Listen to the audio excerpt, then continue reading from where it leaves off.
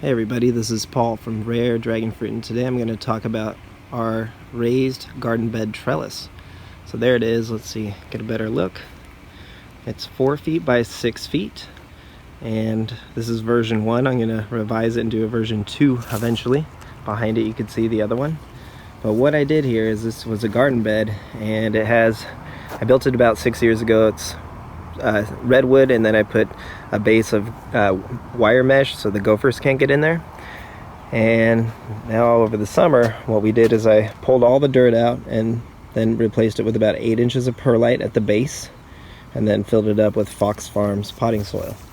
So took quite a few bags, but it's looking good. I'll step back here and get a better view. There it is. So it's basically like 4-inch drain pipes and 4x4 redwood posts, and I drilled through the posts and slid rebar through them.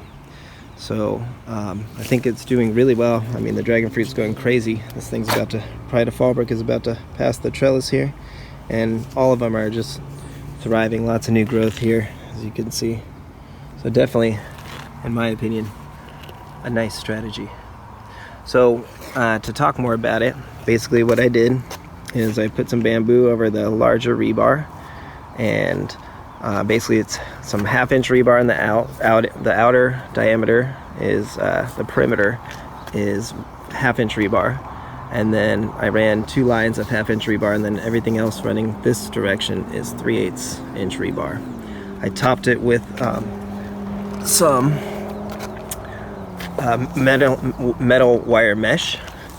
And then now, I mean, I could leave it as is, the plants would do fine, but what I'm trying to do is just treat them a little better. So I'm using this food grade vinyl tubing found at Home Depot. It's like $5 for 100 feet. And I'm cutting it down the middle with an X-Acto knife. And it actually goes on pretty well here. Let's see if I could get a better shot. So it's really hard to do one-handed, but I think I can do it. Let's see. But two-handed you could get it on really quickly, but I think you get the point. Yes, I did it. There. So I think that little extra step will just keep the dragon fruit really happy and not on the bare metal.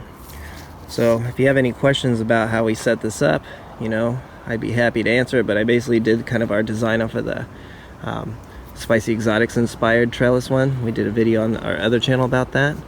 And I used what I learned from that here, and then the 4x4 base posts are the base, and it's very, very sturdy.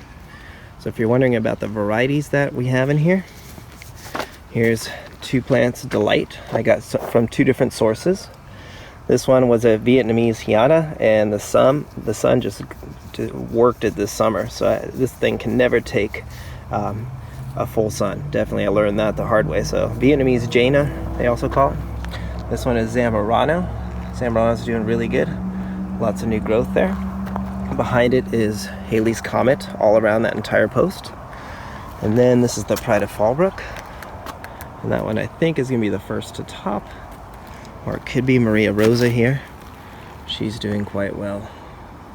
And I do have one little sugar dragon that's here temporarily because the roots have not established in any of these plants. I wouldn't do this if the roots were more established here, but since everything's new, I'm putting that sugar dragon in there because I have another one here.